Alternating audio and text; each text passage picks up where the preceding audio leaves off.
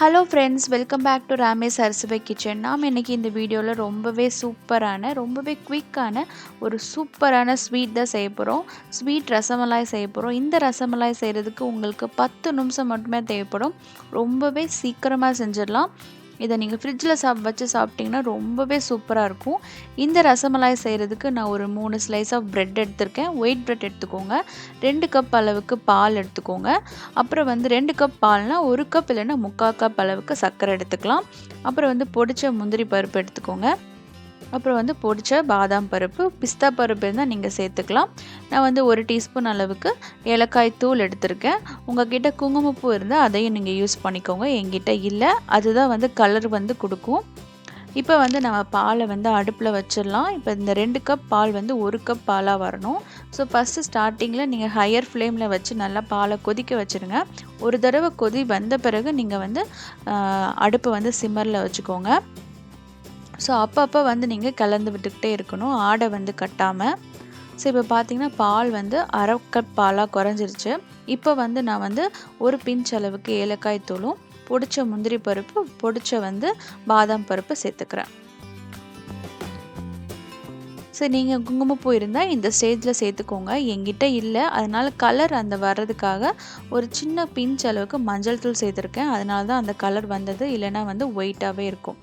So இதில் நான் அரை கப் அளவுக்கு சர்க்கரை சேர்த்துக்கிறேன். உங்களுக்கு ஸ்வீட் அதிகம் வேணும்னா இன்னுமே எக்ஸ்ட்ராவாக சேர்த்துக்கலாம். ஸோ சர்க்கரை சேர்த்துட்டு நல்லா கலந்து விட்டுட்டு, இந்த பால் இன்னுமே 1/4 கப் அளவுக்கு குறையணும். ஸோ அதனால் 1/4 கப் குறையளவு சிம்மர்லேயே தான் நீங்கள் காய வைக்கணும்.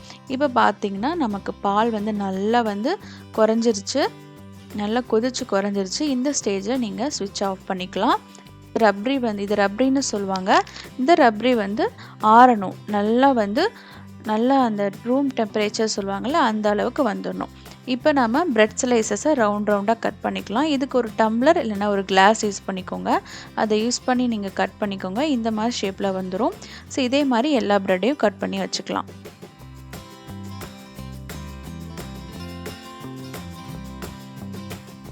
இப்போ பார்த்தீங்கன்னா நான் இந்த மாதிரி கட் பண்ணி எடுத்து வச்சுக்கிட்டேன். ஸோ இதை நம்ம ரப்ரியில் டிப் பண்ணி எடுத்து வைக்க போகிறோம். இந்த ரப்ரி நல்லாவே ஆறிடணும், சூடாக இருக்கக்கூடாது. ஸோ இப்போ நம்ம ஒன்றா இந்த ப்ரெட்டை அதில் அந்த பாலில் அந்த ரப்ரியில் போட்டு டிப் பண்ணி ஒரு பிளேட்டில் எடுத்து வச்சுக்கலாம்.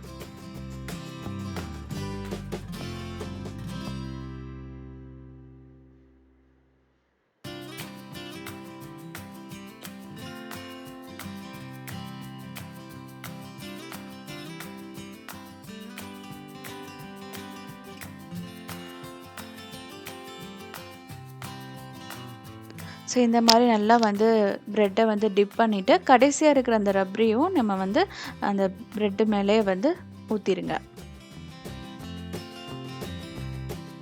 ஸோ பார்க்குறதுக்கே ரொம்பவே டெம்ப்டிங்காக இருக்குது. இதை நீங்கள் இப்படியே சாப்பிட்லாம், இல்லைன்னா நீங்கள் ஃப்ரிட்ஜில் வச்சு ஒரு 1/2 hour வச்சாலே போதும், நல்ல ஒரு சில் ஆகிடும். ஆனப்புறம் சாப்பிட்டிங்கன்னா ரொம்பவே சூப்பரான டேஸ்ட்டாக இருக்கும். நீங்கள் கண்டிப்பாக ட்ரை பண்ணி பார்க்கலாம். இதை செய்கிறதுக்கு ரொம்ப உங்களுக்கு ப்ரெட்டும் பாலும் மட்டும் இருந்தால் போதும், நீங்கள் சீக்கிரமாக செஞ்சிடலாம். ஒரு குயிக்கான ஒரு ஸ்வீட் ரெசிபி கூட. இந்த ரெசிபி உங்களுக்கு ரொம்பவே பிடிச்சதுன்னா என்னோடய சேனலை மறக்காமல் சப்ஸ்கிரைப் பண்ணிக்கோங்க. கூடவே இருக்கிற பெல் ஐக்கானையும் கிளிக் பண்ணிக்கோங்க. அப்படின்னா தான் என்னோடய நோட்டிஃபிகேஷன் உங்களுக்கு தவறாமல் கிடைக்கும். அதே போல் மறக்காமல் இந்த வீடியோவுக்கு ஒரு லைக் கொடுத்துருங்க, கமெண்ட் பண்ணிடுங்க, உங்கள் ஃப்ரெண்ட்ஸுக்கும் ஷேர் பண்ணுங்க. தேங்க்யூ ஃபார் வாட்சிங்.